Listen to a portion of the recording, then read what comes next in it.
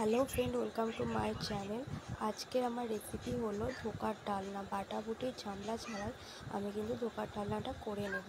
মানে একটা পাউডার, ধোকার পাউডার যেগুলো পাওয়া যায় সেগুলো একটা নিয়েছিলাম। নিয়ে সেটাকে একটুখানি ভিজিয়ে রেখেছিলাম গরম জলে। তো সেটা কিছুক্ষণ ভিজিয়ে রাখার পর তারপরে আমি কড়াইতে তেল দিয়ে দিয়েছিলাম।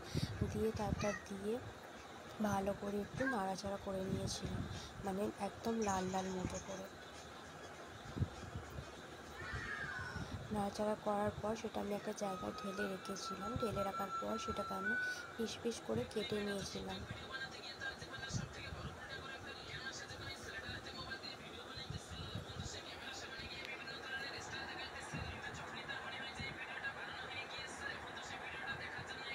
প্রত্যেকটা এরকম পিস পিস করে কেটে নেওয়ার পর তারপরে আবারও আমি কড়াই বসিয়ে দিয়েছিলাম, আর তাতে আমি তেল দিয়ে দিয়েছিলাম। দিয়ে তারপর আমি এগুলোকে কিন্তু ভেজে নিয়েছিলাম।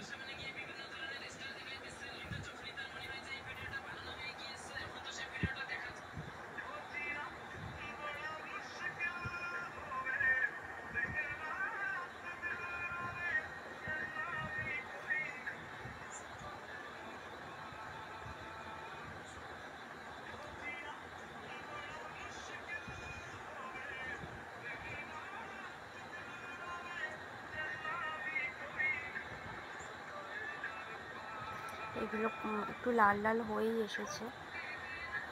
তো এবার আমি এগুলোকে আস্তে আস্তে করে তুলে নেব।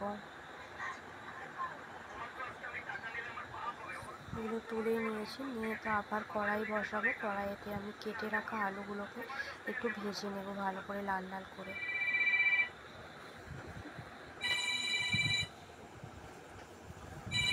ভেজে নেওয়ার পর তারপরেতে আমি কড়াইতে তেল দিয়ে তাতে আমি টমেটো কুচোনো, কাঁচা লঙ্কা আর আদা বাটা আর সমস্ত কিছু মশলা দিয়ে ভালো করে আমি নাড়াচাড়া করে নেব।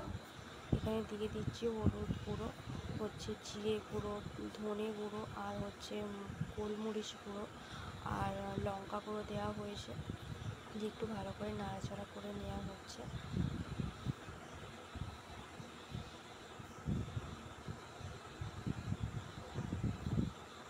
কিছুক্ষণ নাড়াচাড়া করে নেওয়ার পর তারপরে তো একটুখানি হালকা করে জল অ্যাড করলাম। তো তারপরেতে ওতে একটুখানি নুন আর একটু হালকা চিনি দিয়ে দিলাম।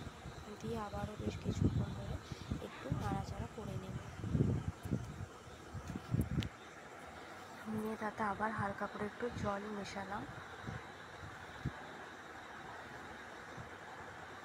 দিয়ে আলুগুলো দিয়ে দিলাম।